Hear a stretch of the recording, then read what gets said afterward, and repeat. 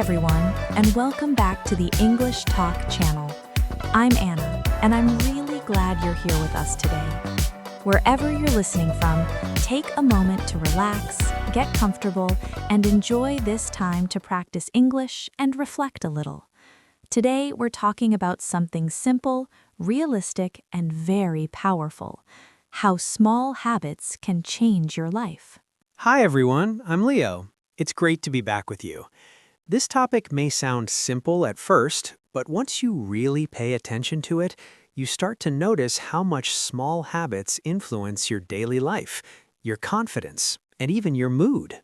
Before we continue, let me ask you something quickly. If you enjoy these calm, real-life English conversations and you'd like more episodes like this, please take a moment to like this video and subscribe to the English Talk channel. It really helps the channel grow and allows us to keep supporting your English learning journey. Thank you so much for your support. Just like habits, small actions such as liking and subscribing may seem simple, but over time they really do make a difference. We're very happy to have you here with us. You know, Leo, I was thinking about this yesterday. I was cleaning my kitchen, nothing special, just an ordinary day. I wasn't doing anything important or exciting, and suddenly I realized something. My life didn't become what it is today because of one big decision or one dramatic change. It became this way because of small things I repeat every day, often without even noticing. That's such an honest realization. Many people imagine that change happens in one big moment, like a sudden decision or a major event. But when you really look at life, most change happens quietly, through small actions repeated again and again. Exactly, and that's why examples help so much. Let's start with something very practical: learning to cook. A lot of people believe they're just bad at cooking. Yes, I hear that all the time. People say things like, I can't cook, or I always mess things up in the kitchen. And usually they imagine that being good at cooking means making complicated meals or following long, difficult recipes. And that idea alone can stop people from even trying. But learning to cook rarely starts with complex dishes. It usually starts with a very small habit, like cooking one simple meal at home once or twice a week.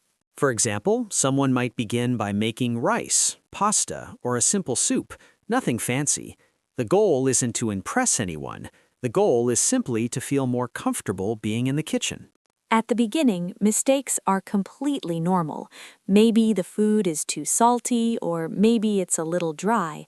But each time you cook, you learn one small thing: how long something needs to cook, how strong the heat should be, or what flavors you enjoy. After a few weeks, cooking doesn't feel as stressful. After a few months, it feels familiar. And one day, without really planning it, you think, I can cook. That confidence didn't come from a big cooking course. It came from repeating a small habit. And that's what's so powerful about small habits. They build confidence quietly, without pressure, and without you feeling overwhelmed. Now let's talk about another example: reading. Many people want to read more, but they often say they don't have enough time or energy. That's very common.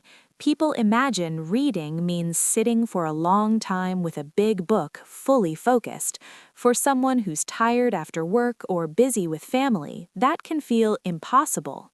But when reading becomes a small habit, everything changes.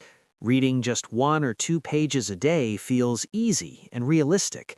It doesn't require a lot of motivation. And once the book is open, something interesting often happens. One page turns into two, 2 pages turn into 5. But even on busy days, reading one page keeps the habit alive. Over time, reading becomes part of your routine. You might read before bed or during a short break.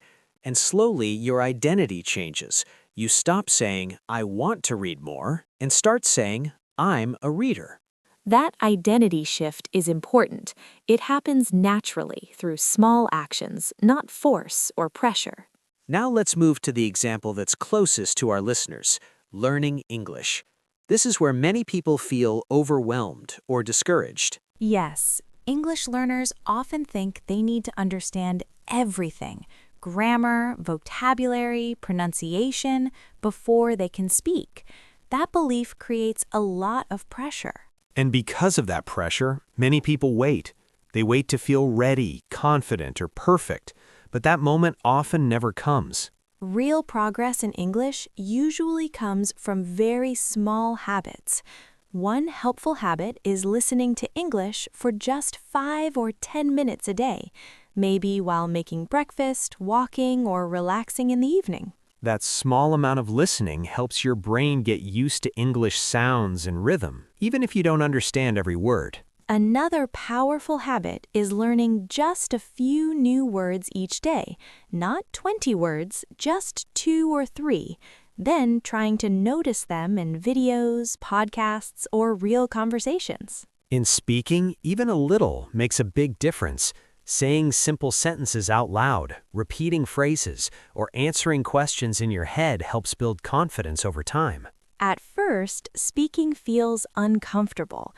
You might feel shy or worried about mistakes, but when you repeat this small habit, your brain slowly relaxes and speaking starts to feel more natural. After a few months, many learners are surprised. They suddenly realize they understand more and can express themselves better.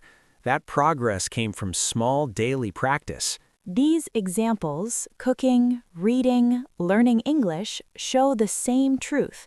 Small habits don't require high motivation. They only require consistency. And consistency is much easier when the habit feels simple and friendly, not heavy or stressful. Small habits also fit into real life. You don't need perfect conditions, lots of free time, or endless energy. They also reduce fear. When the action is small, trying again feels easier. So, if you're listening and feeling stuck, remember this: you don't need to change everything today. Just choose one small habit, one meal you cook, one page you read, 5 minutes of English. Repeat it. Be patient with yourself. Let time do its work. Before we finish, take a quiet moment and think, which small habit can I start today? Not tomorrow, not next week, today. Starting small isn't a weakness, it's a smart and sustainable way to grow. Thank you so much for spending this time with us. We're really happy you're here. Thank you for listening and practicing your English with us. We'll see you in the next episode of the English Talk channel. Take care and keep going, one small habit at a time.